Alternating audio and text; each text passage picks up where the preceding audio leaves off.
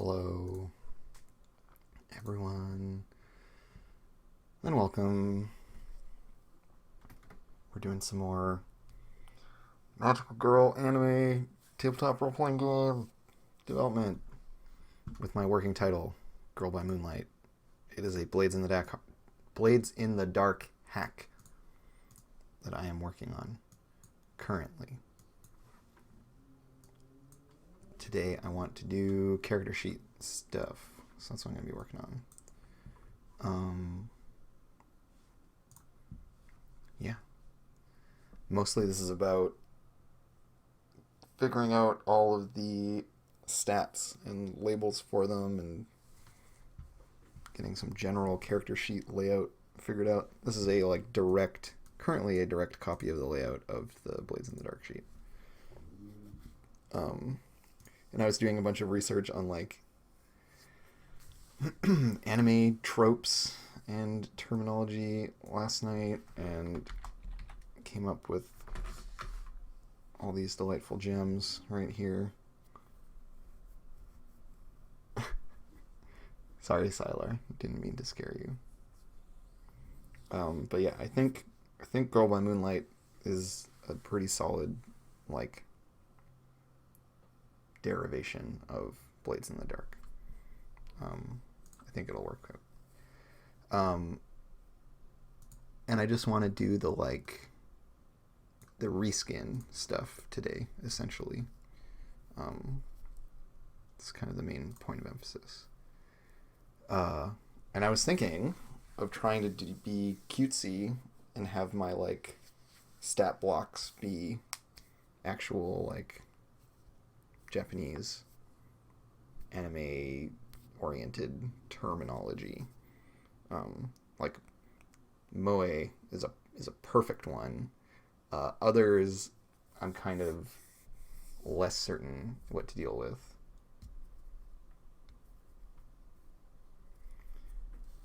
Yeah, the poetry layer. But a thought I had was just to go moe, tsundere, and then kudere, with moving a bunch of these around. So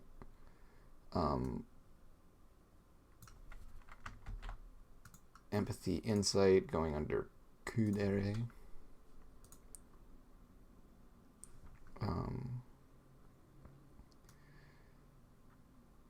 So temperance, empathy, insight being our cold stuff. Expression, courage. I can't even remember what the little one I just deleted was. I really need to keep better track of these things. Oh, right, it was grace. But then the other thing was so I was watching John Harper talk about his game, and something he made a point of emphasizing, which I thought was very important upon hearing him say it, was the idea that all of the stats be these things that you roll, whatever you want to call them, that we will have them be actions. They're all verbs in Blades in the Dark, right? You skirmish someone, you tinker with something, you try to sway them, you consort. Whereas I can't say that you innocence, or you can hope, maybe. But then so I started coming up with things more in the framework of these bottom two here of confess and forgive. And confess, I think, is a great one because that's totally a trope in anime or in Japanese culture in general. The idea of that by default your feelings are concealed and that you have to confess them to people. And so if you like a girl or you like a boy or a human in general, you will go and have this super awkward moment where you have to confess your feelings, and it becomes a big deal. You can't just talk about things. And so this one I think is really good. Forgive, I think, is a good verb for the game. It's not necessarily as evocative as maybe confess is, or as like on point as confess is, but I think it's appropriate in terms of the kinds of stuff we want characters to be doing. Um,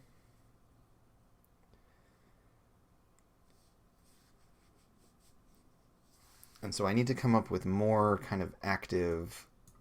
So we can get rid of innocence because it's now a category basically. Like moe, it's derived from the word for like it's like moeru or something, which means I'm butchering the pronunciation obviously, but moeru is like the budding of plants in spring and stuff like that. And so moe is this idea of like innocence and like purity and blah blah blah blah blah, like very common kind of trope for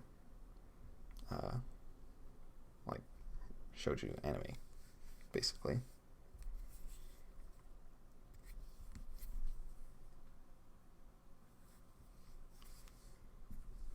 Yeah, so having like moe be innocence and see, but then they get more complicated because tsundere is this whole. It's like it's not just a like simple description. It's a reference, right? Like these are all references, really, in their core, um, because they evoke this very broad and very nuanced category of character. And yeah, I think maybe some kind of charm skill belongs up here. But so confess is our as a move is about like exposing some hidden knowledge or information or feelings to some effect, usually to impact how someone else feels, right? Or to get someone else to do something. So it occupies a sway-like space.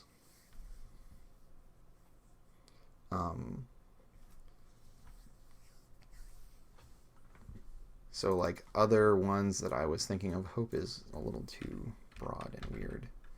Other things I was thinking of, I think charm is a good one to have in here as a thought, or something about being like energetic, which obviously is not a verb, but that kind of idea, finding something that can express this idea of being like really youthful and like full of pep, full of cheer.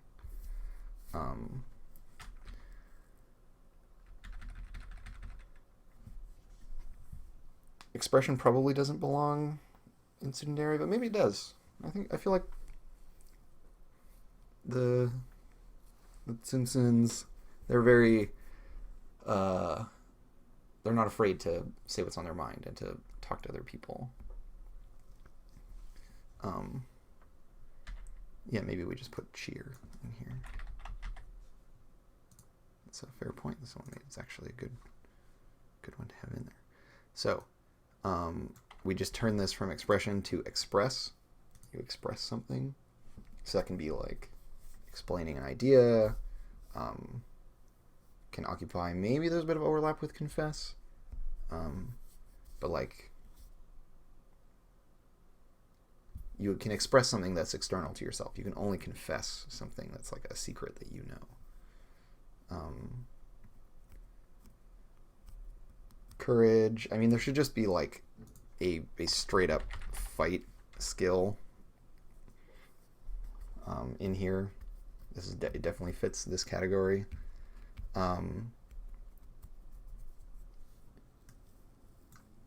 Grace and courage are ideas like that I want in here, but I don't know how to verbify them.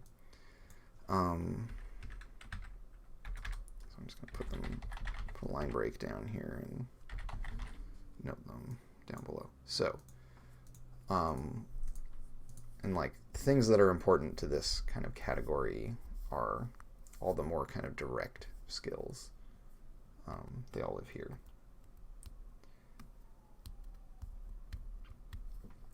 See, but I think like all of these are emotional, so I don't know if I necessarily agree with emote. Um, because like in theory, every single one of these could be about an emotional state, and a way to express an emotional state. You know, like when so to return to this talk that John was doing, he made reference to the murder skill that used to be in Blades, and about how like it was way too general, um, and that murder was like a really big umbrella, and it could mean so many things, and it was so unspecific about how you go about doing it. Um,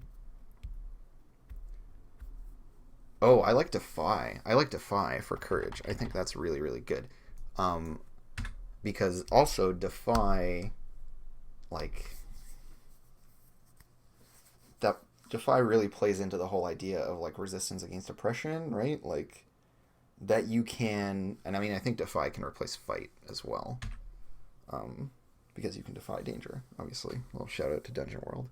Yeah, Defy is brilliant. Thank you very much, Games from the Wildwood. That is super good. Um, so we can, if we are rolling a stat in the Tsundere umbrella, we can express, we can defy. Um, I would like to have one that's about like embodiment. Maybe embody is a good one. So this is where you can like be the perfect princess, right? Like because I used to have that skill. I used to have that fall under the idea of grace, right? That grace was about this kind of like aloof perfection, um, and so being able to embody the way that you're expected to behave and that kind of stuff. Also, and I like that these two are kind of at opposite purposes. That embody is about doing what's expected in some ways. It's about conforming to something else, right? And then defy is the complete inverse of that. And that all of these together, I think, are like the most rowdy and like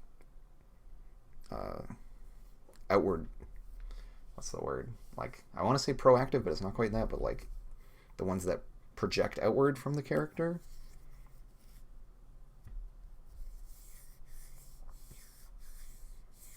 um yeah, I think Dealer Umbra, you're on the right track with like your emotional state is what's going to set your position in the like Blades paradigm, right?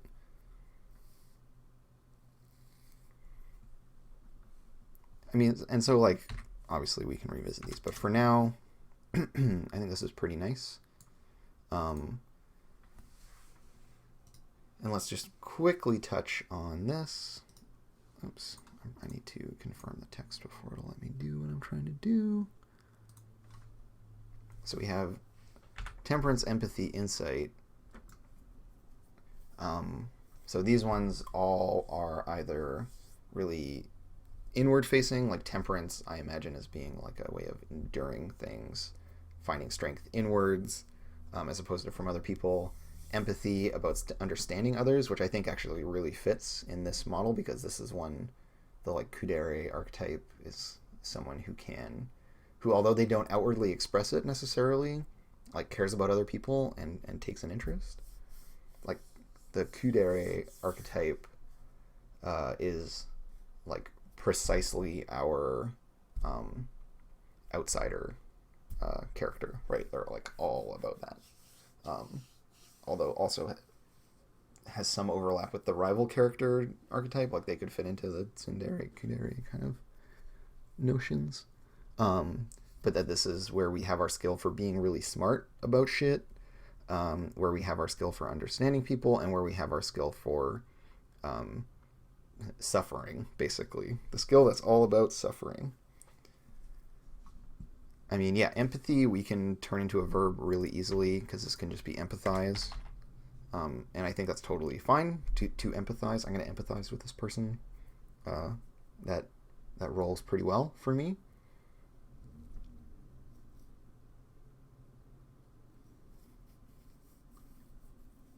I appreciate your point about Grace maybe being in control in the previous set there instead of like embody or something, or maybe in addition to embody. Initially, I was thinking of doing 3 blocks with 3 stats each, but we might expand to 4. Keeping the distribution even among them is really important for the numbers game.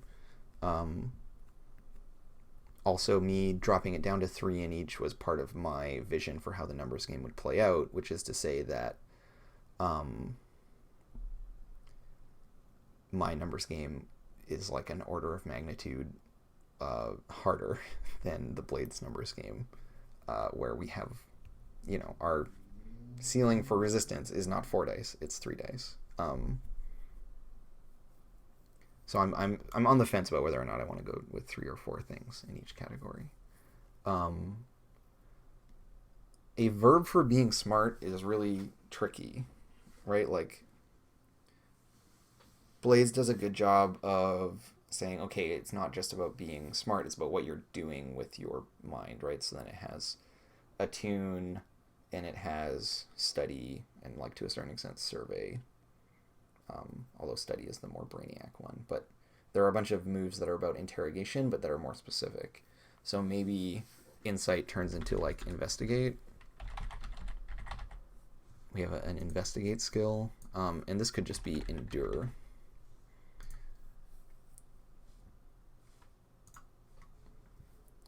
Yeah, investigate or analyze. I like analyze as well.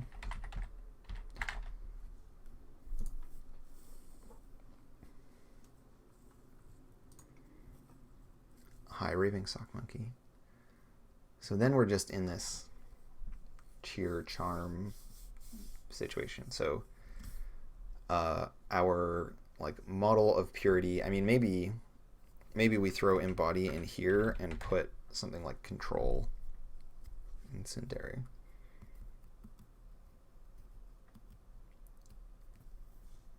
But also I feel like maybe so Games from the Wild is making a good suggestion about there being like in the same way that we have like study and survey in Blades, that we have some kind of more intuitive one, which could maybe fit under Moe, right? Because Moe is about innocence, and intuition is kind of an innocent thing, like something that is devoid of like direct practical knowledge and comes from a more kind of emotional place.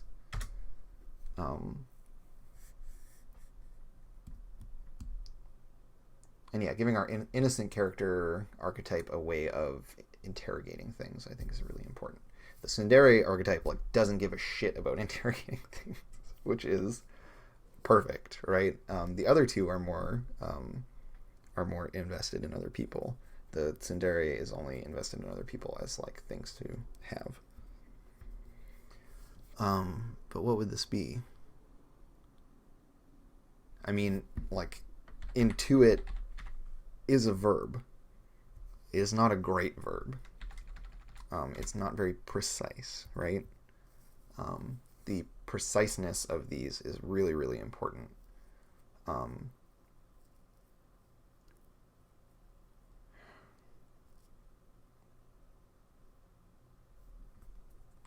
Right, it's like some kind of intuition-y, interrogatory thing.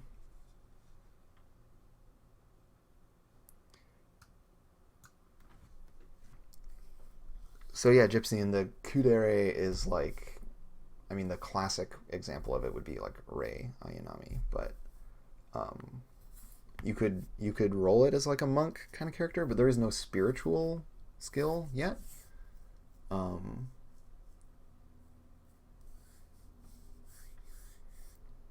Understand seems neat. My follow-up question, because I like the spirit of this, but my follow-up question is, how do we separate understand from empathize?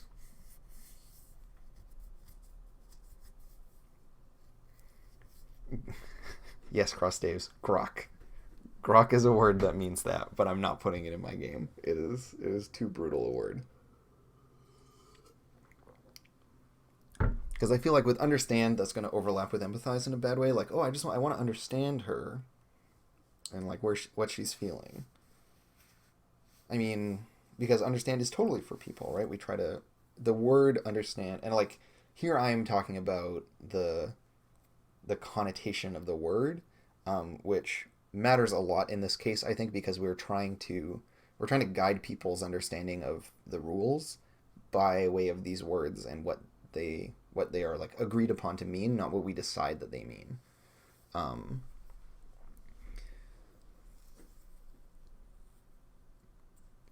because in as much as we can define these words to mean whatever we want, right? Like, and we can present arguments that show like why this one is different from that one. Um,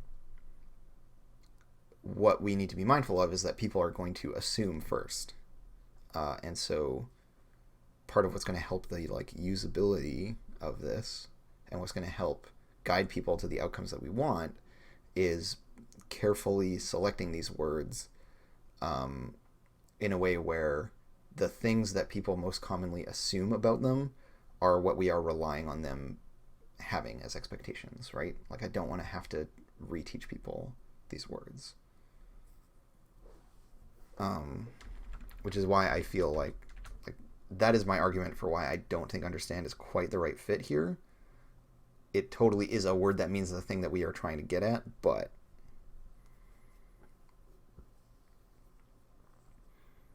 I just like, and while I agree with you, Games for the Wildwood, I'm seeing like in the game, what's the difference, right? And like that there isn't enough of a difference that people won't be like, well, I'm trying to understand this person, and then like I'm trying to empathize with this person, and what is the value of empathy versus understanding? Because we certainly can't empathize with things, and so understanding is just like a better empathize if we are able to justify it as being about people, which I feel like that would be what a lot of people would go for. So here we want some kind of way in which an innocent character can interpret or can like interrogate the fiction. I almost feel like perceive, like we can go into the whole Myers-Briggs paradigm, right? There's like perceiving versus judging, right? And like innocent people simply perceive things. So it's like seeing what's actually there. Um, and this is less about the internal world of things, which is what empathizing or investigating are more about. This is about the external world, the world as it presents itself. So something like perceive could be good. It's like almost as if to say just like seeing, um, like letting what is being offered come in through your eyes, right? Like that's kind of what the whole like Myers-Briggs paradigm uses it to say, right? Is that it's or at least if I'm remembering this correctly, I think that's what the perceiving thing is about. It's about like seeing what's actually there, free of any prejudgments, etc. Um, I'm gonna leave this with perceive for now. I think that this one is still not quite the right fit because if we're going into gamer culture, right?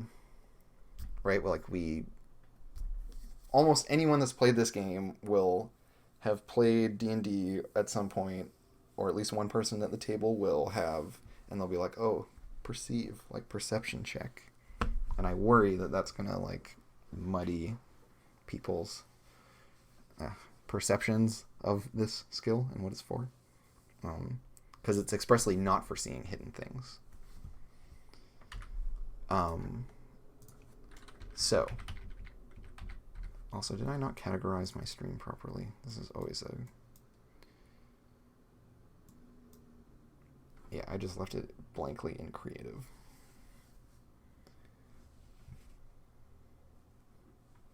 I might use discover for our investigate/analyze move. Yes, I do say moe. Yeah, so all this to say, I'm not in a huge rush to like finalize. I've got some working ones for now. I no longer need this little boop. blurb. Although some of these remaining ones will make their way into being names for moves for sure. Certainly, Dojiko is going to be an unlikely hero move. Bishojo might be something that we throw in there as well. It's just like a move for being a perfect embodiment.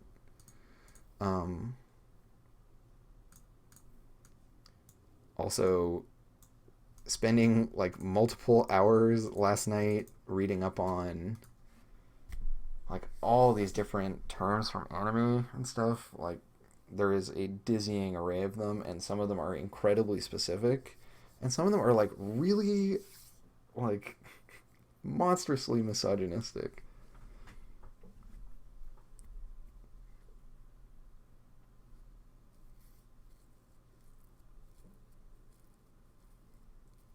And yeah, so the idea with these three sets of three actions is that they are all like, yeah, they're all verbs. They're all things that you do.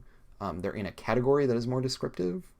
And then, and I will just, for the sake of my current audience, who will not have the book to explain it. So moe is like innocence / purity. And like all of these mean a lot more than these like small descriptions I'm about to tag onto them. But that's kind of a good like rough heuristic for it. This is like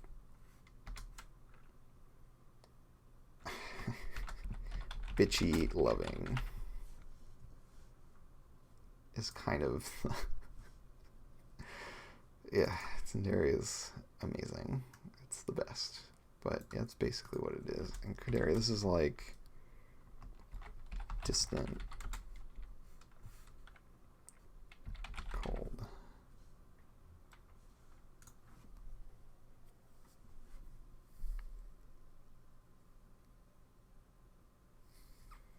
So the difference between perceive and investigate is perceive is about seeing things, and investigate is about seeking things out. So perceive is the surface of things, and investigate is about digging deeper. Would be my, this is like my feeling on it. It's really interesting going through this exercise with an audience because immediately, because like most of what I'm talking about here is like, are these words going to convey what I need them to the audience, right? And y'all are being like, well, what does this mean? What does this mean? Like, why is this different from this? It's really helpful to have that feedback right away to just like, oh, there is some ambiguity here, or like there's a feeling that these two concepts overlap. Tsundere is the like grade school shit where, you know, you pick on the person you have a crush on in its most like essential and innocent framing, but it has like all of the deres have become this like huge trope that has all of these different characters informing its the like nature of it. So they're always more than they first seem to be. I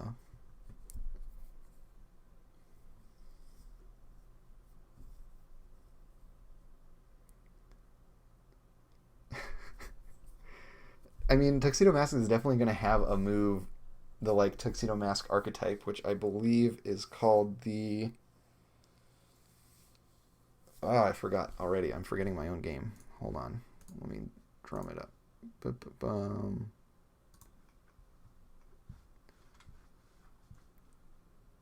List of playbooks.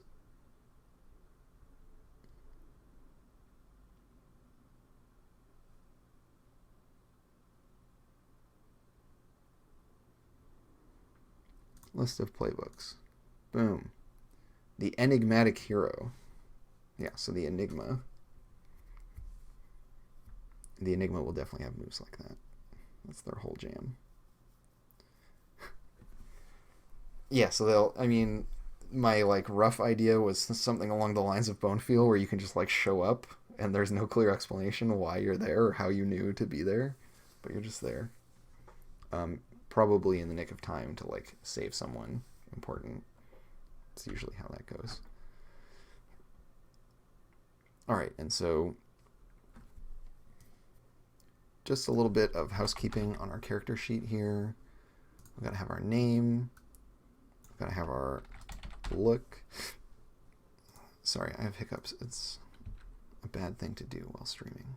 So I apologize if anyone is getting some like super sharp sounds. We're gonna have a description of our obligation, maybe. Because this might actually be common to everyone and on the like crew sheet. But I think it would be good to have like some specific detail and maybe like an NPC relating to our obligation. Because even though because like our obligation for the crew can be like, we're all in school. It's like a high school setting, right? The obligation in that case is as much a detail of the situation as it is a like mechanic for the characters. And then on the character sheet, you can have a detail about your obligation. So like, I'm a teacher at the school, and then I'm a student at the school. I'm the class president at the school. So we can expound on that a little bit. So Guardian is just like is one of the playbooks.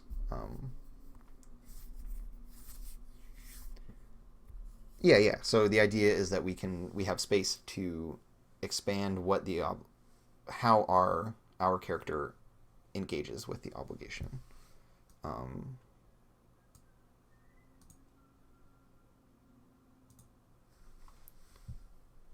The other thing that we're not going to have on our sheet, that, or maybe not, is this whole like background thing.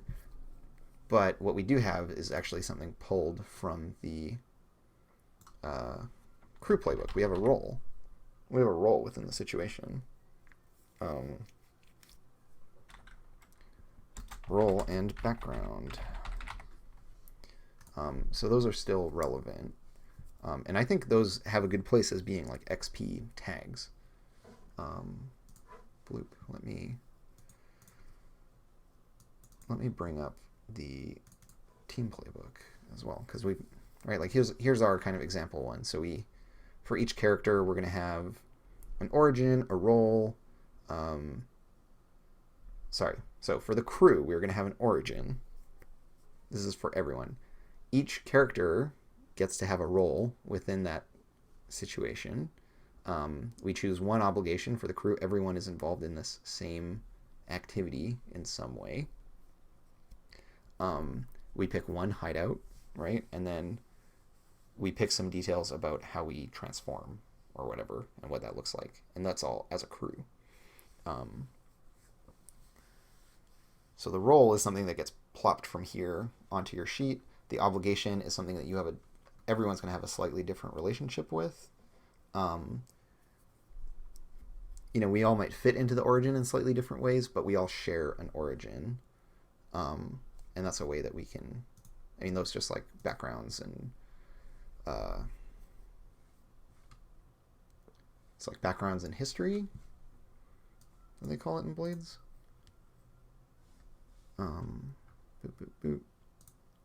Heritage and background. Yeah, so for us, that's going to be our role in our background.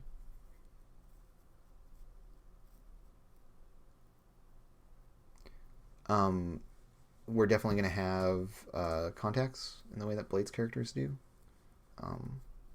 So we might have a friend at school or whatever. We might have a like sidekick character, although they wouldn't be a superhero the way we are. Because, everyone worth mentioning is in there. Our rivals might be anti-heroes. There might be room for creating those kinds of NPCs as well. I don't necessarily want to flood the game with anti-heroes, right? And have like everyone choose one. It doesn't seem good. Yeah, certainly you could have the like small-time mundane world rivalries exist within this space. And like, here's the other thing, right? So in the team playbook, we pick the villain, right? This is the first thing we do, is we decide what we're actually fighting against. And we have some details about the mundane world.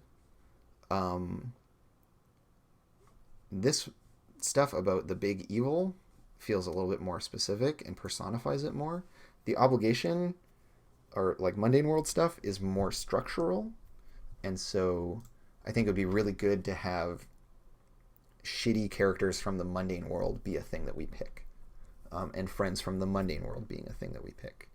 And then all of the magical stuff is much tighter and smaller, right? Because it's the representations of those structural problems personified, so it's like all very intimate. There are specific characters for everything. There's no like nameless whatever. And then on our end, on the good fight side, we have only us specific people, our characters, whoever they are, and maybe like one NPC or something. Like maybe certain playbooks would be able to create NPCs that are magical characters, but they probably wouldn't be directly involved in the fight.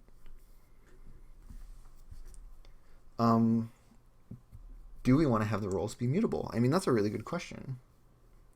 I assume that those could change, right? Like, why not?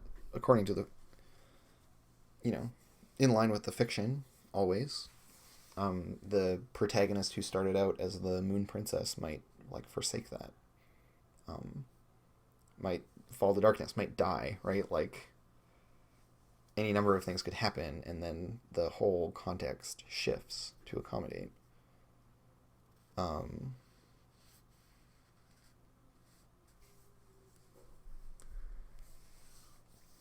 That might be a part of what happens when you succumb to darkness, like, or when you die, right? That could be one of the ways that you avoid death.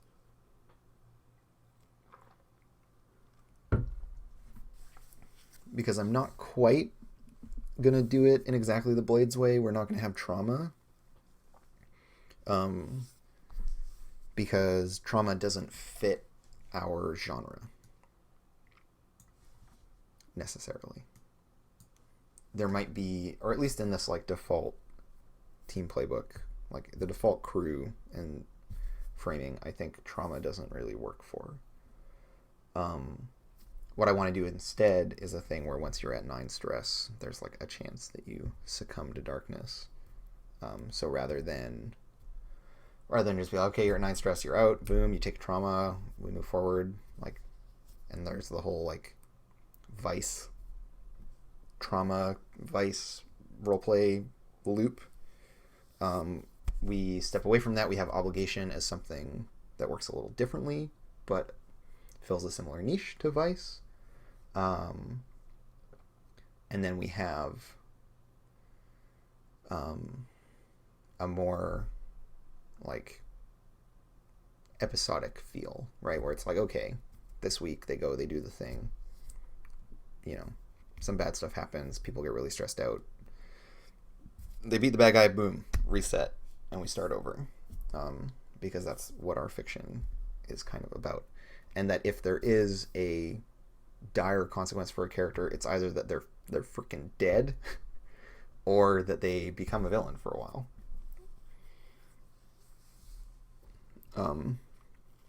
And when you become a villain, there are going to be some rules around that.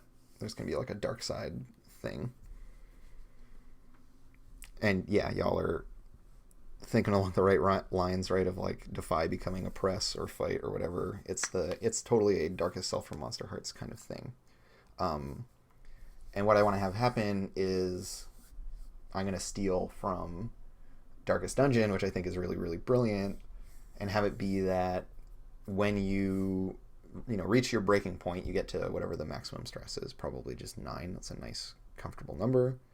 You get to 9 stress, you can like hit it, and then every time you take stress again after that, you have to make a roll, and there's a really good chance that you'll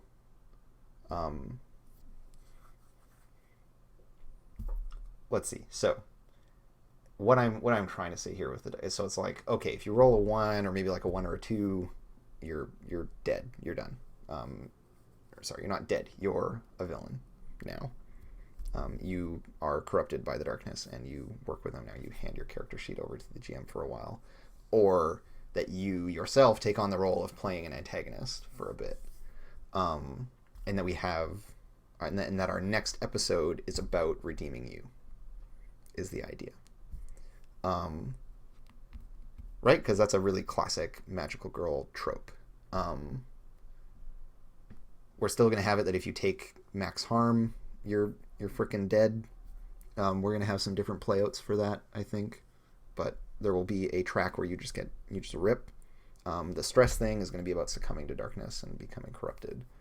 And so the idea that I want to steal from Darkest Dungeon is the whole like breakpoint thing where they get really stressed out, and then most of the time they go all nasty. And so probably it would be like 1 in 3 you succumb to darkness. 3 and 6 you like the game keeps going, but whatever it was that you were doing, or like there's some kind of negative consequence that other people have to suffer and have to like carry you through it. And then on the crit you can go all like fucking superhero mode. Because that's like one of my favorite things out of Darkest Dungeon. I want to play around with trying to build something like that into this game. And I feel like that also fits this genre to a certain extent, in that people get corrupted all the time. That's totally a trope. People being unable to deal with like their feelings and stuff, hindering the group, is an important part of the genre, right? Because the thing that is most scary is actually like your own feelings and your inner world. And then that occasionally, when pushed to those limits, they have this like epiphany moment where they're a huge badass. Yeah, or like you tragically sacrifice yourself, whatever. That you do some epic shit every now and then when you're pushed to your breaking point, but that is quite uncommon. And that maybe a couple playbooks would have ways of enhancing their opportunity to do that.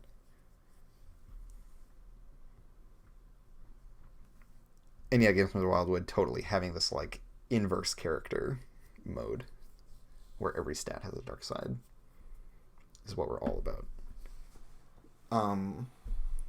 So that's like a bunch of the stuff that we need on our character sheet here, right? So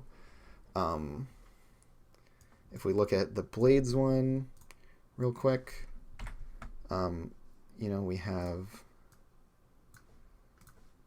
harm. We're keeping harm. Harm's important. Harm and stress. These are keepers. Trauma, we're going to get rid of. Our healing is going to work differently. It's not going to be a project clock. We still have special armor, but we're doing away with like regular armor, I think, for the most part. We might keep it. We'll see. Maybe it's important to keep it. I think probably light armor is an option. Maybe heavy armor is limited to certain playbooks. And like equipment in general, we're paring down significantly, right? Because like gear is a thing in like heist movies and stuff. Gear is not really a thing in Magical Girl anime. Like they don't have a lot of it. It's like kind of a thing sometimes. Like they have like, oh yeah, I have my special sword or whatever. They have like an iconic thing or two that they always have. It's not this whole like, and this time I brought this thing. There's no surprise motherfucker, I have heavy armor on. This is not a thing. So essentially what we can do with equipment is we eliminate load completely. This is just not relevant to our game. And we eliminate all these like mundane tool type things, right? Just like, if it's a normal thing, we don't care about it. We care about your iconic pieces of equipment that define you.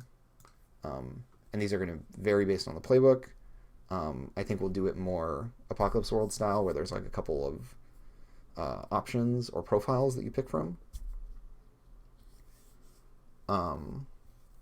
Right, so like, yeah, like people are saying, it sounds more like a playbook move. Like I'm intending to keep these as like playbook specific, but that, yeah, right, because like this set in gray, this is your actual like class equipment, and then over here in white, this is like equipment everyone gets. And so Yeah, we just don't care about load and stuff in this game. Doesn't matter.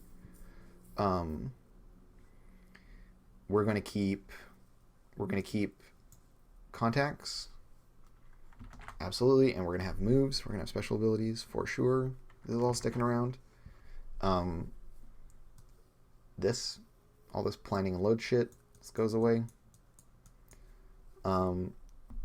Gather information, still super relevant. Definitely thing that we want, and that will change based on playbook. Absolutely, because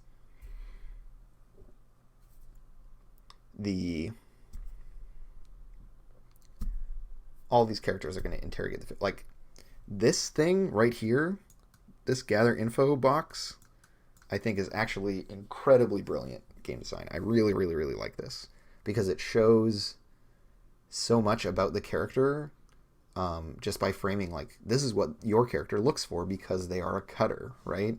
And that each character gets a different outlook that is instantiated within a frickin' move in the game right here. And it like, I don't know, in our Blades game that we've been playing, we really overlooked this, but I think this is actually really, really important and really neat. And I'm going to encourage people to use it more, and I've been trying to sneak that in. So this is something that I want to keep. I think is really, really interesting. I think given what we're doing with our stats and everything else, we're really trying to push this type of stuff. This idea of like personality is really, really important in this game, more so than it is in Blades. And yeah, like this gets overlooked a lot, so I would like to highlight these questions more. So I think we're going to push them to be to a place of more importance. Teamwork is legit as well. We're going to keep that. XP triggers we are keeping.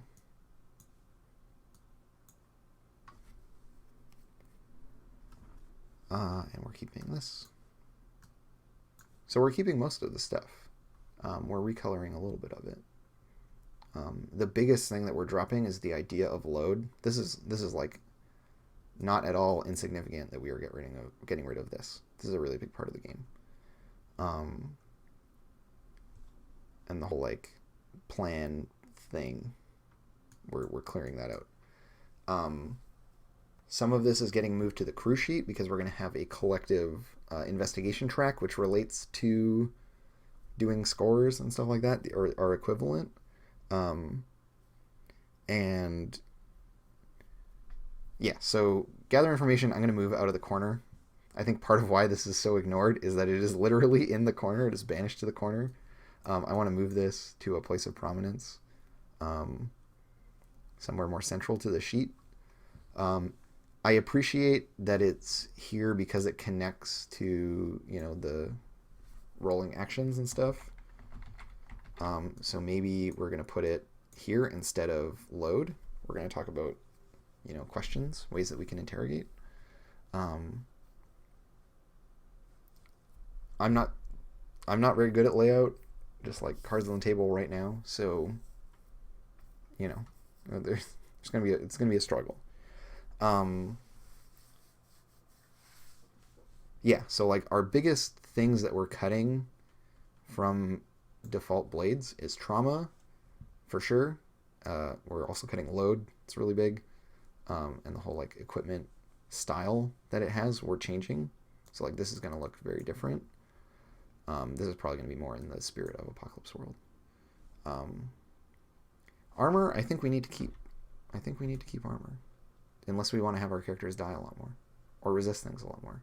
I guess resisting is a lot better in a setting where you can, like, theoretically, assuming you're lucky enough, take kind of infinite stress. So maybe we do want to cut armor, actually. I think armor is going to live in our equipment, and it's going to be limited by playbook. Certain playbooks will have access to it, and others will not. So it's going to be much more conditional, whereas in Blades, like, anyone can have it because everyone is fighty, ultimately. And we want to step away from that. Healing project clock, we're going to keep, but the way that you engage with this is going to be a little bit different.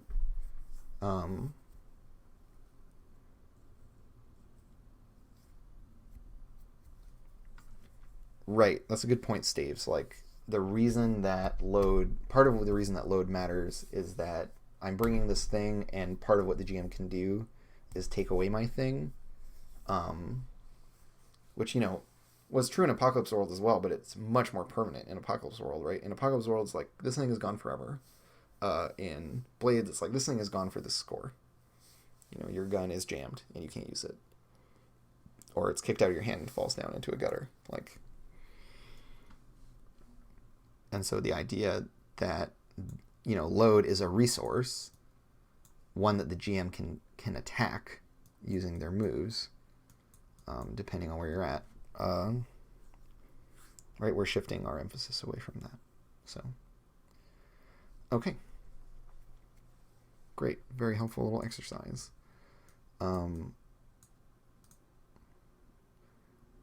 So.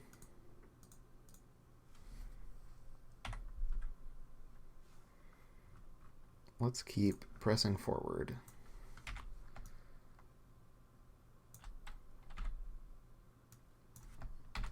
Just filling in the blanks here. So, this is where our harm lives.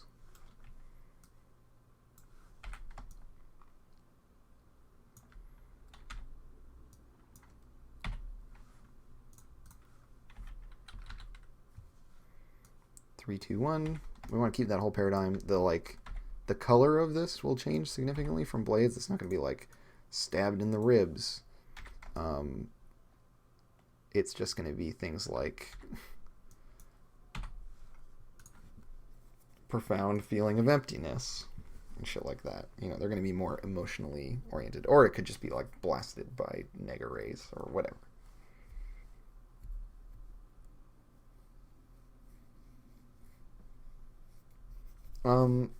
There will be progression. There will still be the ability to take moves outside of your playbook. But I don't think that's going to get you armor. As far as your question goes, I don't think that it's going to interfere with this idea of keeping. Because I feel like there's some stuff that should be like, if you want this, pick this playbook. And then the moves are like, okay, yeah, whatever. And in Blades, that remains true. If you want the fine, sword, you have to be a cutter, basically. Or you have to, like, maybe you can take steps through the fiction to get it. I haven't seen anyone really try that. And I don't see why not. I'm sure John would be totally cool with it if he were running a game. But there is this like heavily implied, like, if you want this, be the cutter, and if you don't want it, don't be the cutter. It's a waste of your time. You can take some cutter moves. You could take veteran as your first move in your playbook and pull a move from another playbook. So you could be a cutter who has no cutter moves.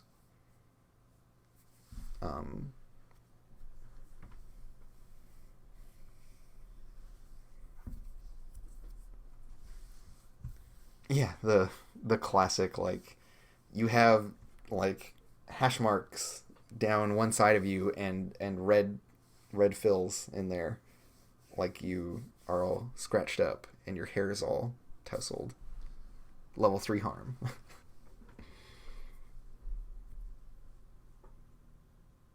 You can permanently take 2 items from another playbook instead of a playbook advance. I did not know that. Does that fall under veteran? Is that like part of the extended description of veteran? Because I've never actually seen that, but I don't doubt that that's the case. Like, the playbooks are meant to be really, really flexible in Blades.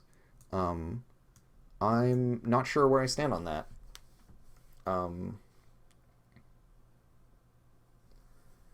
terms of, for my game, I definitely like the idea of like non-unique playbooks.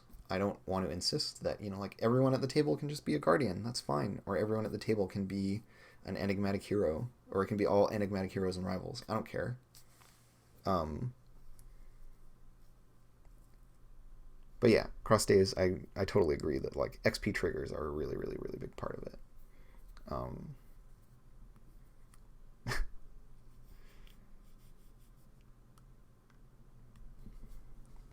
So, carrying on here, what else do we need to set up? So this is like most of our basic character stuff. We're missing our stress box. Because on the blades sheet, that's right in here in this blank space. So I don't know what my... So like Blades has a really... I mean, like, John Harper is a great designer of like... of layout and all that kind of stuff. Like, he's really, really good at doing all that. And so Blades has this amazing, like, shape language. And you can... if you were on the Kickstarter or whatever, you can see all the various versions as he's like refining it and doing little tweaks to the layout and to the types of shapes he uses and all this kind of stuff. Really, really inspiring, honestly. But like, yeah, the boxes are these little like razor blade shapes, right? Or like X-Acto knife kind of shapes. Like they look kind of aggressive. The crew sheet has a lot of neat stuff with like the half fills for turf or whatever, like the way that turf and rep interact on the same track visually is super cool. The use of clocks extensively in the game is like a really aesthetic choice as well. And that like there's a... Yeah, it's on this one. You recover from faster. Permanently fill in one of your healing clock segments. Take +1 die to healing treatment rolls. The fact that like part of this move is manifested by me like changing my character sheet. All that stuff comes from John being a designer and, you know, being a real smarty pants, being a very talented guy. It's really, really neat. It inspires me to try to be good like John is good. It's never going to happen, but, you know, whatever. Okay, so this is our... Oops, I don't want to do that. This is our need help. And then we're going to have, like, I see no reason to mess with how harm works. So this is -1 die.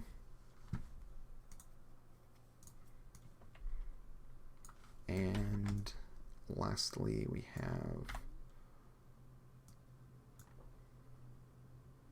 yeah, right, this is reduced effect. Or I believe it's less effect is how it's written. Because his are all nicely contained in little boxes. Yeah, less effect, need help, -1 die. We'll leave this like this for now. But we can clean that up later. I was thinking the classic like crescent moon shape from Sailor Moon would be a great one as like a little like pip or something, you know, moon related. Unfortunately, the moon is just a circle a lot of the time. And a half moon doesn't always look like a half moon. So like it would kind of need to be a crescent moon. I don't want it to be the like Islamic crescent moon because that's really like appropriative and not relevant to the game and like shitty in that way. Yeah. A track of smileys going from happy to frowny for stress. Yo, it's tempting. But for now, what we're going to do is we're just going to have 9 capital O's. 1, 2, 3, 4, 5, 6, 7, 8, 9. And they can have spaces in between them.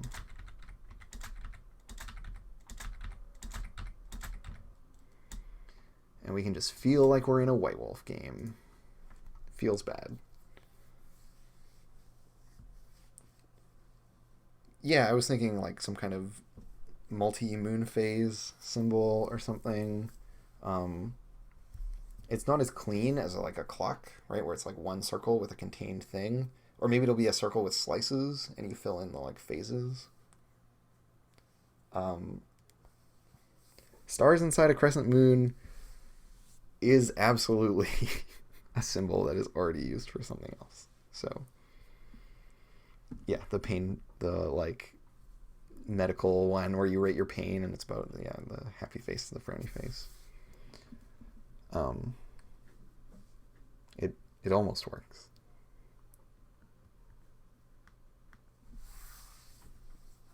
But yeah, I was definitely thinking of doing something like a lunar phase track. But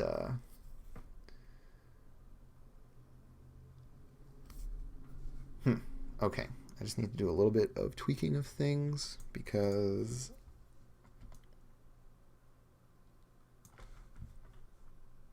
I don't have the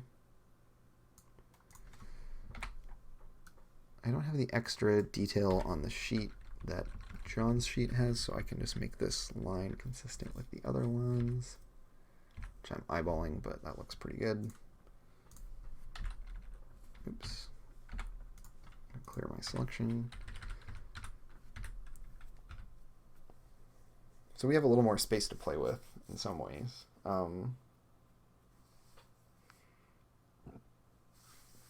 I think I probably want to do the thing where I include like little rules blurbs on the sheet as well. It'd be nice.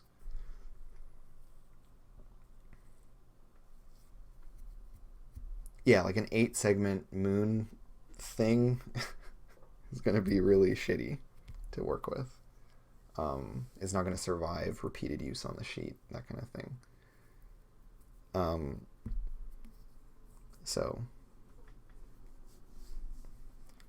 you know, sometimes you just use what works, and like clocks work fine. We don't have to have everything be a moon, right? Like John didn't use some kind of knife-shaped thing for clocks. He just uses circles. It's fine. I would really like to do a similar thing to these little like X-Acto knife shapes for my game. We'll have to figure out what that looks like. It might just be like 9 different moon phase bits. So, you know, starting with a crescent moon and ending with a crescent moon. And bloop, bloop, bloop, bloop, bloop, you just fill in the whole trajectory of it. Hearts, magic wands, all that classic stuff. My health is at waning gibbous. Yeah, exactly, Red Troubadour. That's what we want. Because yeah, like circles are just boring. You know, like it was fine when White Wolf was using them, but I would like to step outside of that.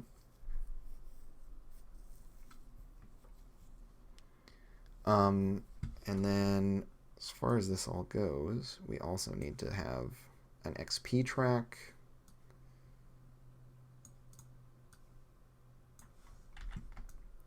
And our playbook XP in the Blades sheet lives up here.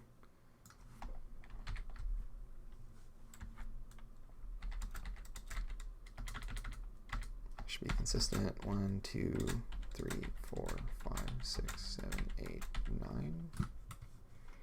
Is it 9 XP to level up in Blades? It is 1, 2, 3, 4, 5, 6, 7, 8. 8 XP. Well, that's part of the numbers game that I don't want to mess with. So for now, this all works fine.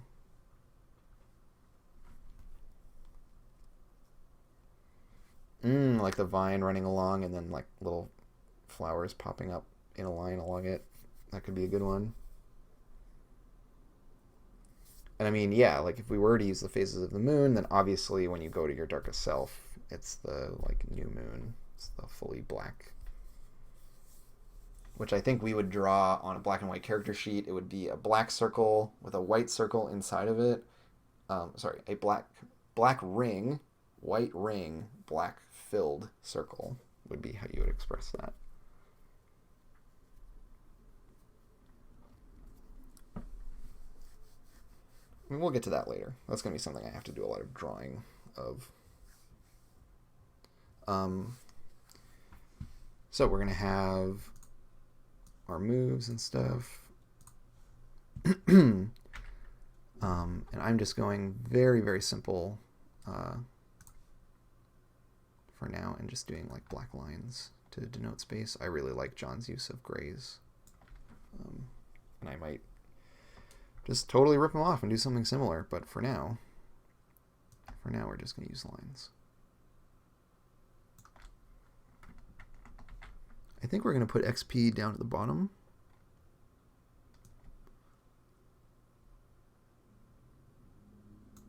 And this will let us move some other stuff around. So XP is going to live down here.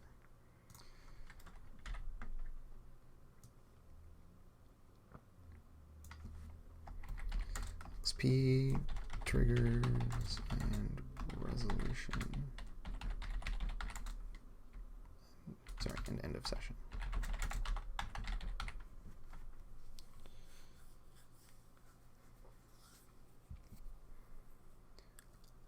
What does it look like on the moon when the moon eclipses the Earth?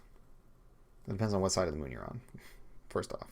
Because if you're on the side that is daylight, you would just see the sun. But then on the other side, I assume you would just not really see much of anything. How much of the Earth is in shadow of the moon when it gets eclipsed?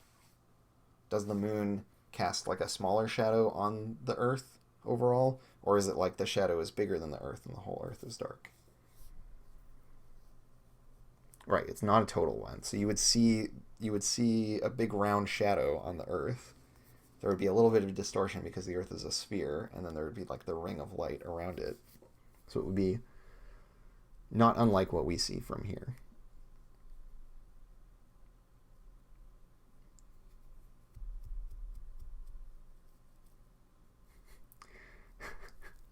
I love the way that the terminology goes down, right? Because you're like, it's like a solar eclipse, but on the moon, which would look like a lunar eclipse, though not a total one, but on the Earth.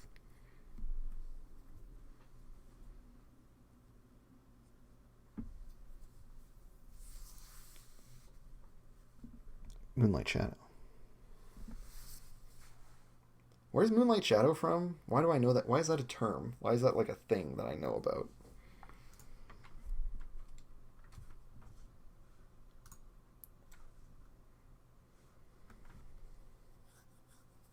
Who has moonlight shadow? Is that Luna? In Dota? Is that a thing?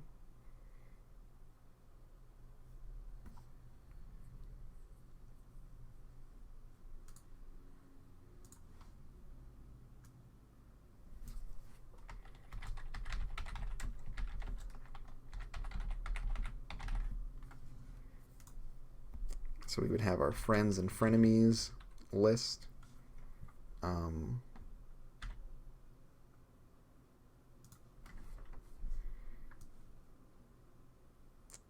Which really doesn't need to be very big. It's not an exhaustive list.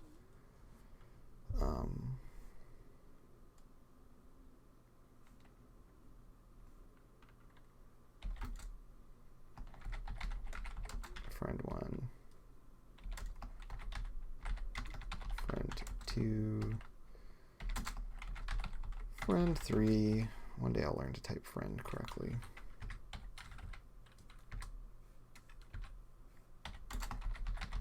Friend 4. I think we want like 6 total. Maybe 5. I did it again. Why did I do it like this? Yeah, we only need 5. We're eliminating a bunch of stuff, so we have all this extra space. These guys can move down here. All the space up here. We might have more detailed equipment because it's a permanent choice. We might have our questions in here as well. Associate them with moves rather than with skills.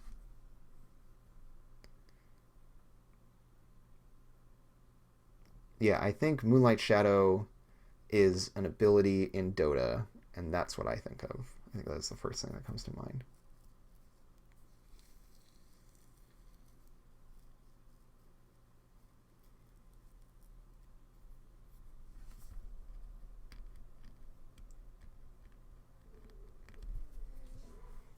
Now I just need, I have to look this up. Dota 2 Moonlight Shadow. Oh no, it's Mirana's ability, and it's her ultimate that makes everyone invisible. That's what it is. Okay. She is a moon princess, after all.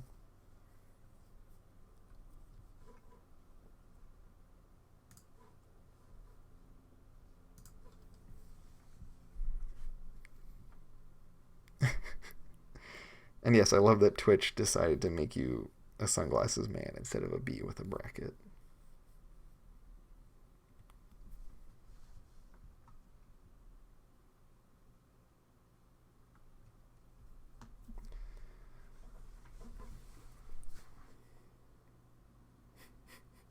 I can't just have bitchy loving on my character sheet. It's just not allowed. I gotta change this.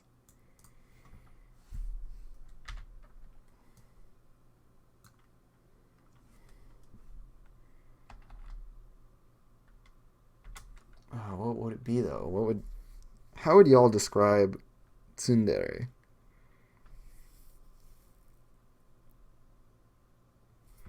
And what's the direct, like, literal? I mean, it's not like a real world word. It's kind of a play on words, but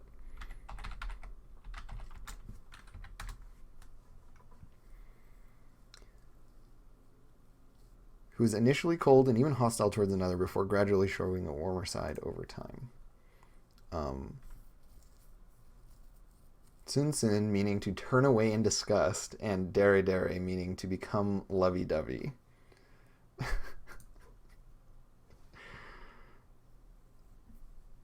Yeah, I think abrasive loving.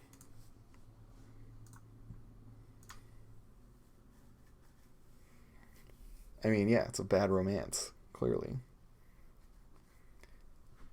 Okay, so like in the course of my research yesterday, I went digging pretty deep and got into like all the different character types, and I was just like, I don't care about the genres. I'll check all the character types. And so of course I stumbled into the yaoi character archetypes and read up on those, and they are hilarious.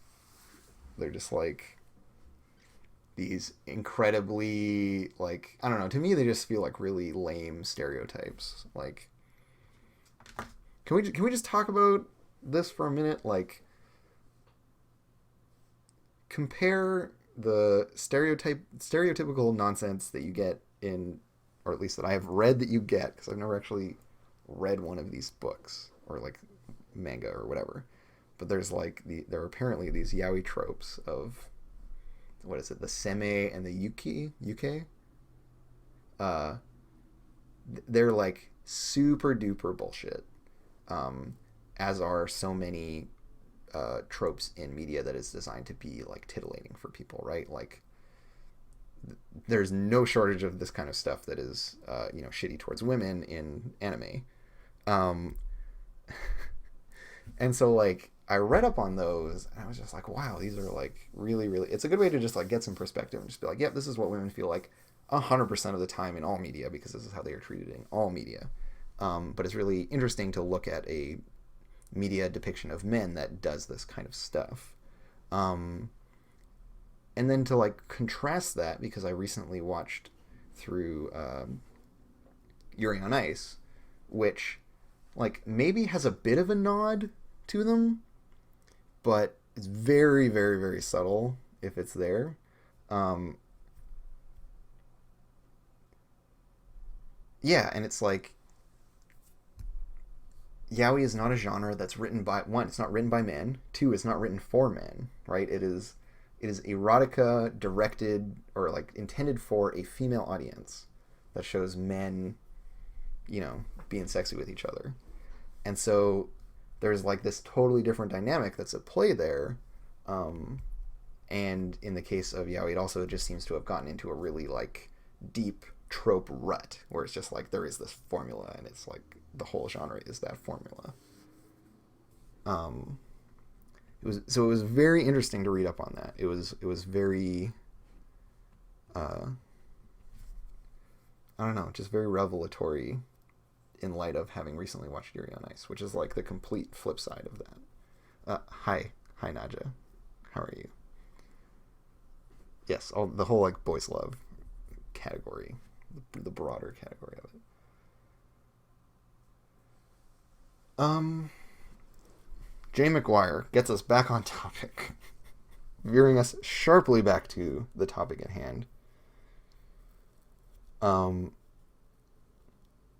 Although I will nod to Salmello's comment, which I think is very on point, which is totally about how yaoi is just like secretly a hetero relationship, but just with two men. Um, is leaping in to defend a friend part of Magical Girl anime? Yes, I very much emphatically agree with this point. If you end up deciding armor isn't thematically consistent, you could replace all the tracks with bonds with other characters, take one off to have a relationship protect you from a consequence. Totally. Um, the irony of your off-topic tag on that warms my heart. Um, I definitely like the idea of expending some of our social currency of links in order to get like armor-like effects, and having that maybe be a basic move that everyone has access to, and then also having some playbook moves that are about like the Guardian would definitely have a whole bunch of moves around protecting other people, as well as having special armor that they can spend to do that.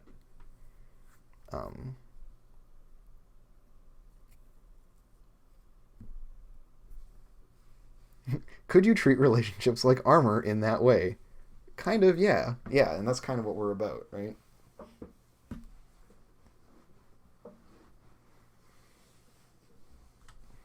Also, did I spell frenemies correctly? Is this how you spell frenemies? Did I spell friend correctly, for that matter?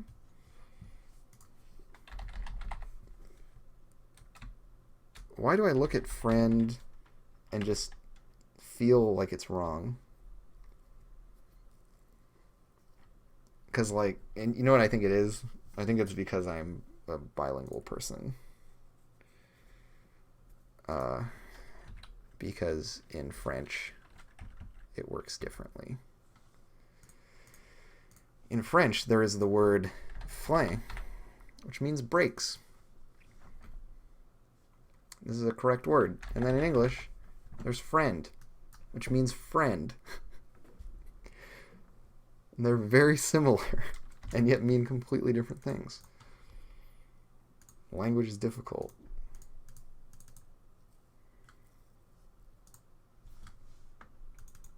Oops.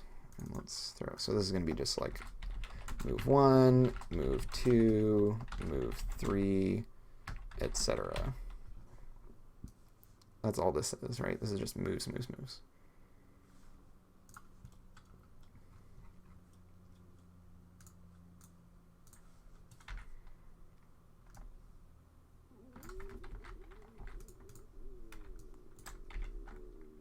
I am curious as to whether or not y'all can hear the noises my stomach is making by way of my microphone. I doubt it, but it would be really funny if you could. I know I want to pull this under this line. I think so. What's in the top right corner of a Blades sheet? Right, coin and stash. I don't think we have anything resembling coin and stash in our game.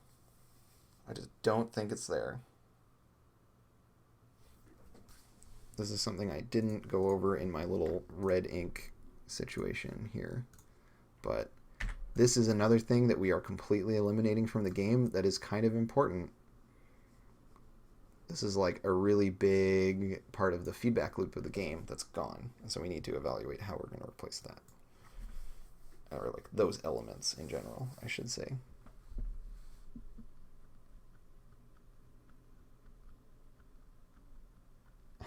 Brakes are your friends when you're driving. It's true.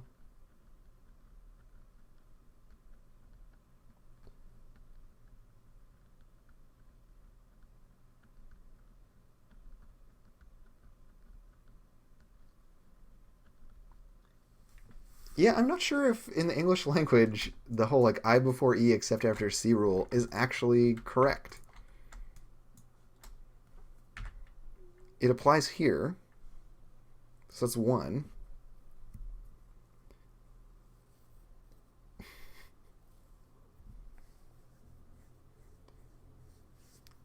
Anyway, yeah, English is weird and confusing, and at times alarming. And being a bilingual person gives you those moments every now and then where you just look at something and you're like, my brain both, like, my hands just wrote this, right? Like, I just typed this, and so it's like probably correct. because I'm just like doing it. The unthinking part of my brain that knows the language probably better than my conscious brain does, just like boom, plops it out there. And then you look at it and you're like, but it just doesn't seem right. That whole thing. I before E, except after C, except as in A, like neighbor and way. Simple.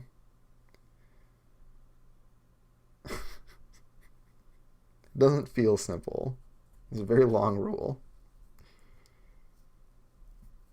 Maybe the real coin and stash were friends we made along the way. Um, Although that does bring up the point that we're gonna have links, and we need a place to store links. Um, I'm remembering mechanics from my own game. This bodes well. So we definitely want to have a section for links.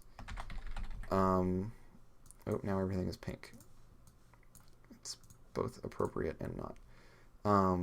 Links could also go here? Question mark? I feel like this could be a legit spot for links. And we just have like boop, and then boop, boop, boop, boop, boop, boop. And we just get to store our links.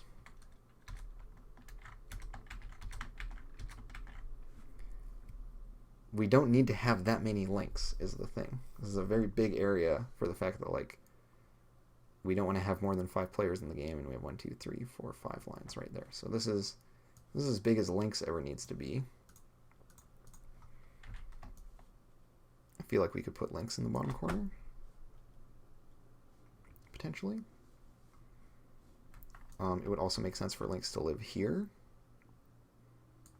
because these are kind of like topics.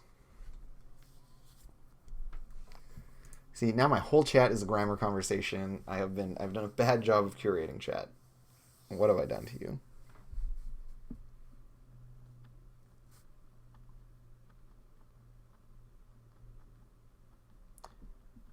The only thing about stash is that it deals with exiting the game. What happens to your character is when you retire them. Yeah, that's a good point. Stash is also something you can withdraw from when you really need it. It's part of this whole like reward loop that we have gutted out of the game. I think our closest equivalent is actually links in a weird way. I think relationships are our main currency. But they're more specific than coin.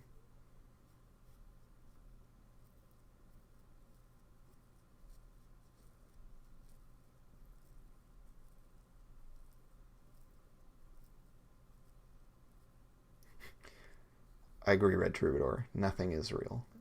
You're absolutely right.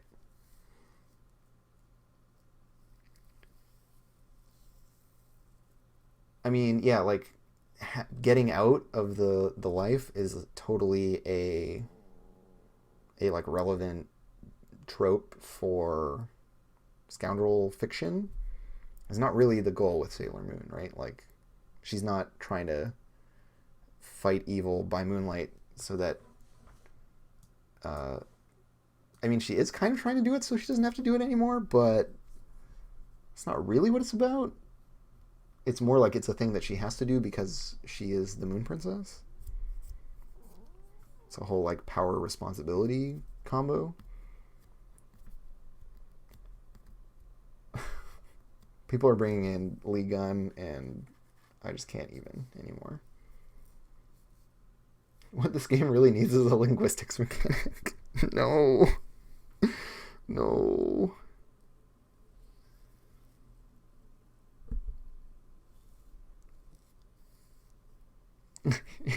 Sailor Moon like ascends to Queen of Crystal Tokyo. I don't know how you mechanize that. Yeah, I mean that's the thing, right? Like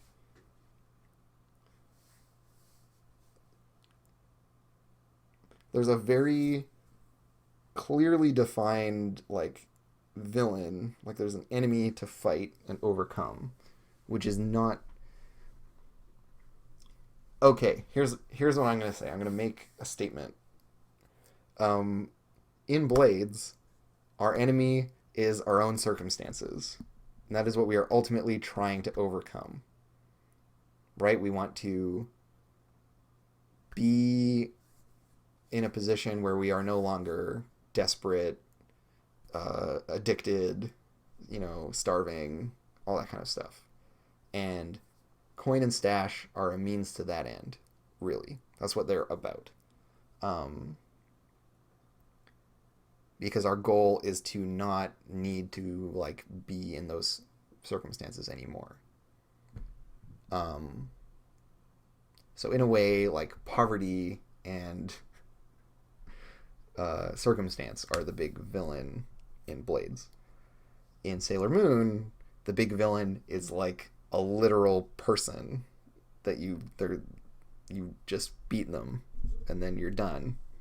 Like it's Queen Beryl or whatever else. I know that Queen Beryl isn't like the ultimate villain, but like if we just think of season 1 or of the like initial situation, right?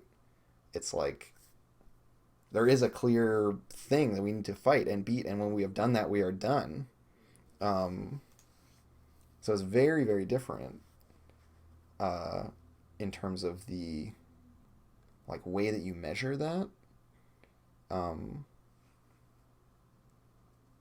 We could have a thing that was about like a progression towards that if we wanted to. We could totally put in a mechanic that's like there's the big bad thing and it's 7 minions and you have to beat all 7 minions and then you fight the big bad thing, and when you've done that, ta-da, your season is over, your game is over. We could literally put that in the game. That could be a mechanic. There is nothing stopping us from doing that. And so that means that we have anywhere from 8 to like 20 scores in the game, right? For a season, and then after that we're done our first season. We could totally structure the game that way. There is some merit to that idea as well, and that way we can have a sense of like progression and a reward loop around that, right? We do it, we engage the mechanics, we accomplish one part of our goal, cool, and now we like move on and we get some rewards and some feedback, and then we, in our new and improved way, carry on.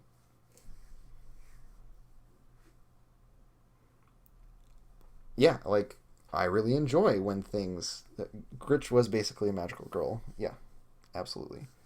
It's nice when things end, when there's a clear objective. And that's something that Blades does a really good job with. Although it is not as explicit about what your goal is, it's always kind of there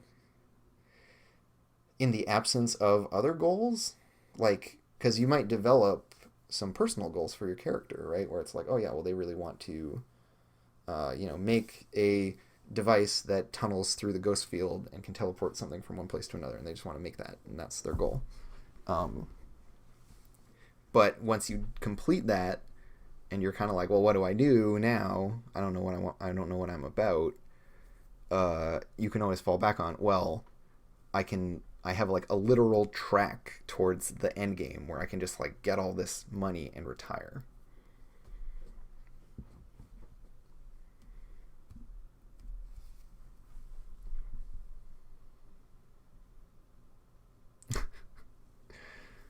Been working up to this since day one. I mean, yeah, it wouldn't make sense for it to live one on the individual playbooks. It would live on the crew sheet.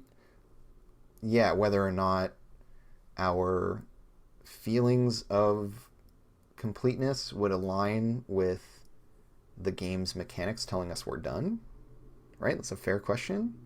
But here's what I would argue, is that is okay. It's okay to know when the end is because you're playing to see how you get there. And if you know when the end is, you will set the stakes accordingly.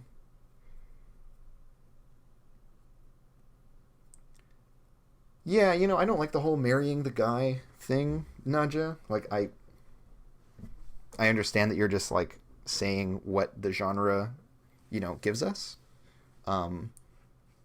And I'm just saying that I don't like that about the genre. And so I would like to offer different outcomes, right? Rather than just, oh yeah, well, you want to be the queen eventually and you marry this guy and boom, you're the queen now. The guy is usually a doofus. I mean, Darian's kind of trash, to be honest. Um, and so yeah, like what is our goal with these characters, right? Like they want to. I mean, given that our game has more of a theme of like oppressive society, right, through like the obligations and all the mundane world shit, um, I feel like it's either to change the world or to move past, the world's reach. Um, like growing up and coming of age is definitely part of it. So I like Raving Sock Monkey's suggestion, right? Of like end goal could be moving on to mentoring others. That's a really nice goal. Um, and that says a lot about how you actually effectively overcome oppressive shit. Um, yeah, like maybe Salmello, if someone wants to put that as their goal, like great, sure. I personally don't agree with it, and wouldn't go out of my way to encourage it as a thing. But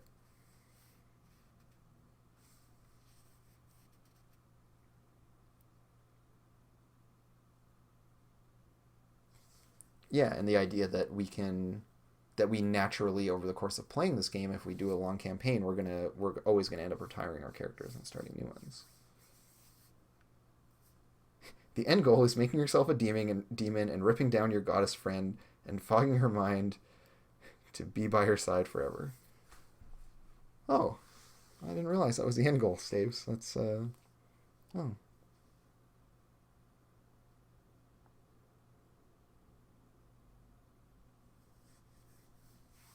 So I mean, part of what I went for with this was that the GM doesn't define what you're fighting, right? The players actually do. I mean, and the players as a group includes the GM, but like everyone takes a part in deciding what the antagonism is. Um, and so maybe maybe we need to add a destiny, right? Like a final destiny.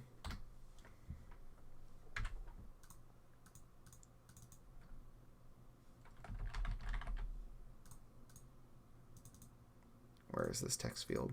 I see it not. If I delete it, does anything go away? No. All right.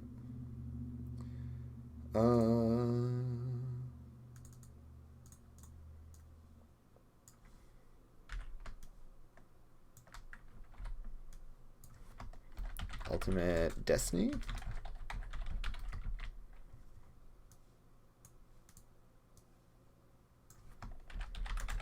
How does it end? What are we after? It could be kind of neat. I mean, and to have like some options in there, but it could be neat just being like we know already what the characters want or what the final outcome will be. Um, what happens when they win? What happens when we win?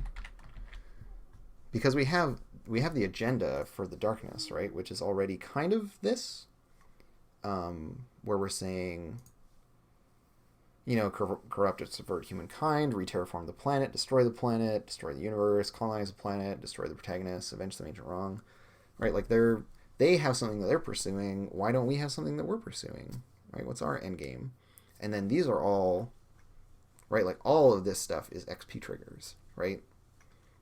All of these things are ways to get XP. That's a big part of how they're going to factor in mechanically. They're also our world building, right, and our establishing of the situation. So they're going to really set the tone for the game. And if it's like our ultimate goal is to be friends with everyone, or our ultimate goal is to murder all the bad guys, right? Like those are very different games.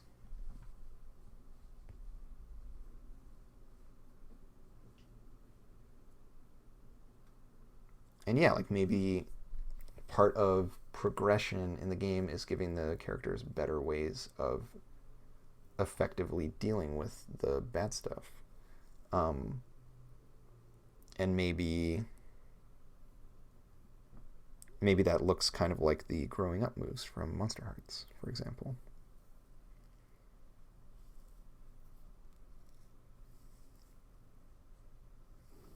Yes, Almello, I think it's more in the sense of like this is our ideal outcome, and then we know what the darkness's ideal outcome is because we have their agenda, and then we see where along that spectrum of compromise we end up.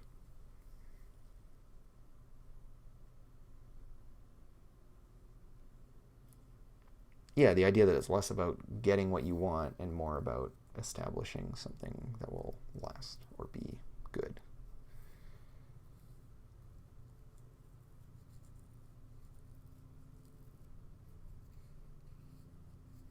So, these are some thoughts. They're still pretty nebulous. Like, I don't necessarily see how we make a mechanic out of it.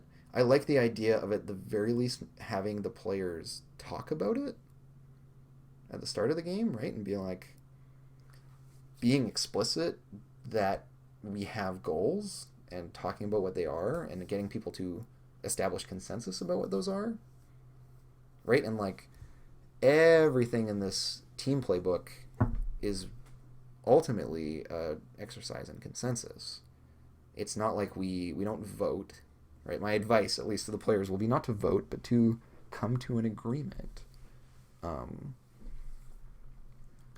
and to like communally buy into these various things, right? These details about the game, um, and also to give everyone equal say. So the MC and the players, the other players, all you know, they're all just people, and they're all talking about this, and they all get to decide together. Um,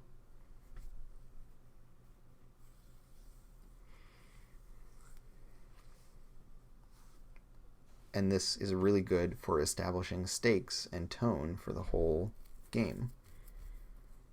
Yeah, I feel like voting is really bullshit because it just means that, in a game of 5 people, 3 people can want something, two can't, two won't. Technically, that's the majority, and you push on. No, it's not going to end well, right? 2 people not being bought in is a lot of people in a 5-player game.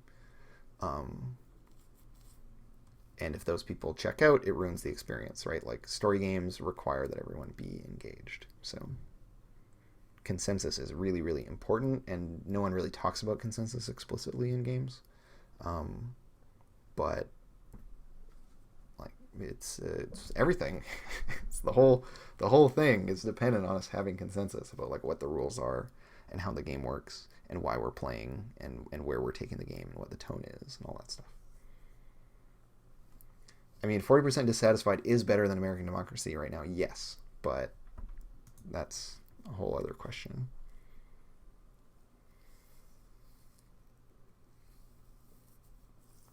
Yeah, having some clear thing that sets like an end of season, I think, is really nice. I'm not sure what that would be, what that would look like. Um, but again, that's just like another idea for pacing the game. And I think that pacing is really important. And that pacing is something that Blades does quite well by merit of having structure.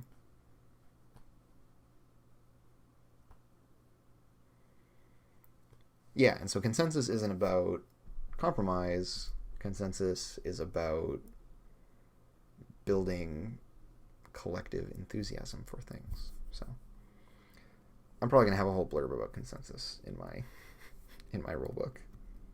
It'll just be a venue for me to like preach a bunch of ideas that I have. Anyways, I feel like I'm kind of losing momentum on actually getting stuff done, but we've got a rough skeleton for a character sheet now, with like most of the stuff filled in, because this whole bottom right section is just notes. Um, I say just notes. Notes are important, but like this is a lot of space devoted to notes. Um,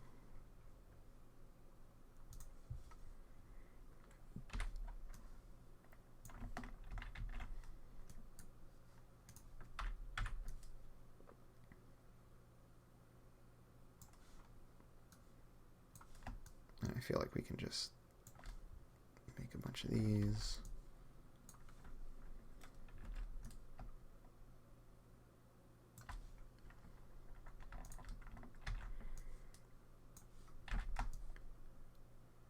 So like a lot of our space on the character sheet is accounted for already.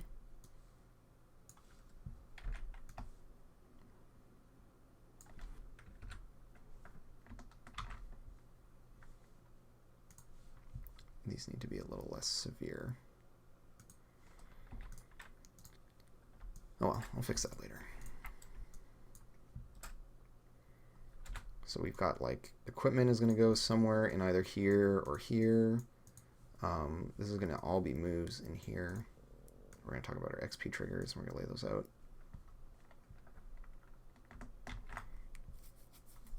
So I'm moderately happy with this. So to do, I'm going to write a little to-do list for myself in this character sheet.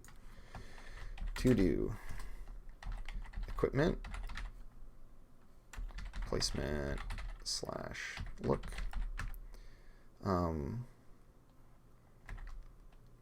A shape for pips in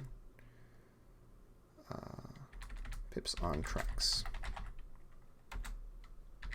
Moons or flowers or something.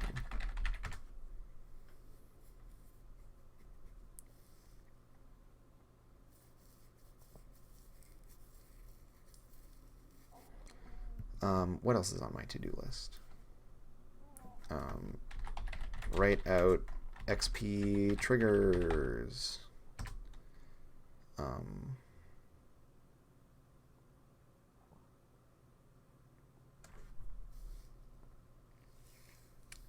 I feel like there is a thing I am forgetting. Let's just look. Oh, right. I remember one now. Fiction interrogation section content plus placement.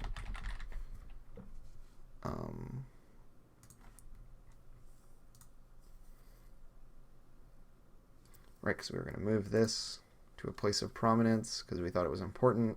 We're going to have equipment somewhere. Right, we need to place our healing clock. We need to place our armor thing and do a little bit of tweaking to it because ours is going to work a little differently. We don't have armor heavy special. We're going to have special armor. Sometimes regular armor.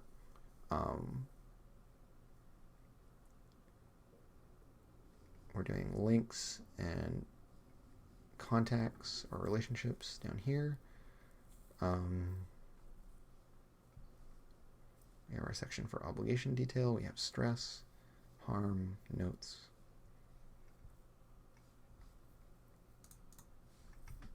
And then, yeah, I want to add some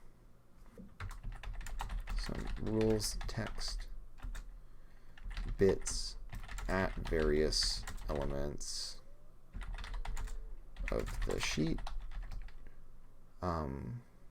just to like put some of our points of reference, like for rules, on the character sheet. I think would be nice. And then deal with recovery, armor, placement / look, just content. Yeah, so here are our things that are left to do for, make some actual moves for this playbook and fill them in. And that'll get us most of the way there.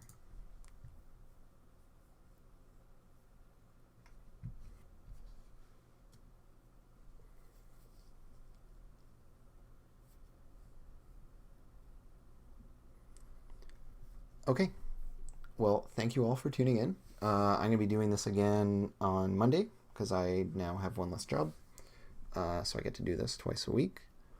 I think what that might look like is me working on it on my own during the day and then doing like a little update where I like walk y'all through the stuff I've been working on, which is kind of what today was ultimately as well, because or at least started out with, was like, hey, these are some things I already did previously. Just because it's not very interesting to watch me like typing lots of text and editing it and stuff like that. That's not super cool. But having these be a little bit more structured and to the point now that I'm into the more grindy part of the game, I think will be more helpful.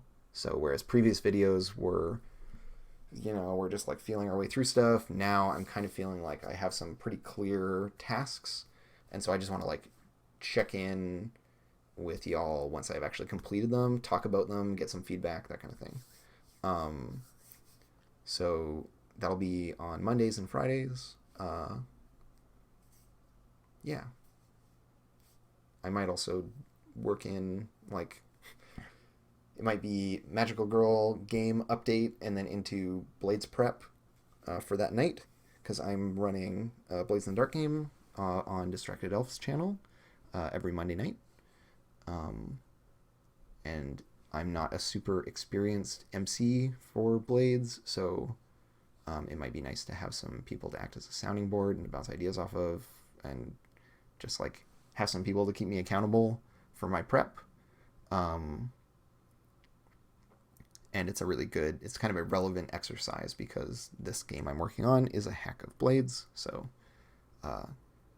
doing those in sequence might be kind of fun. So you can tune into that on Mondays in the afternoon sometime, probably like 3 o'clock, 4 o'clock. And then Fridays I will continue doing this kind of stuff in the afternoons after, whatever Roll20 show we're doing on Friday. There was no show this week, but I think we're back in action next week.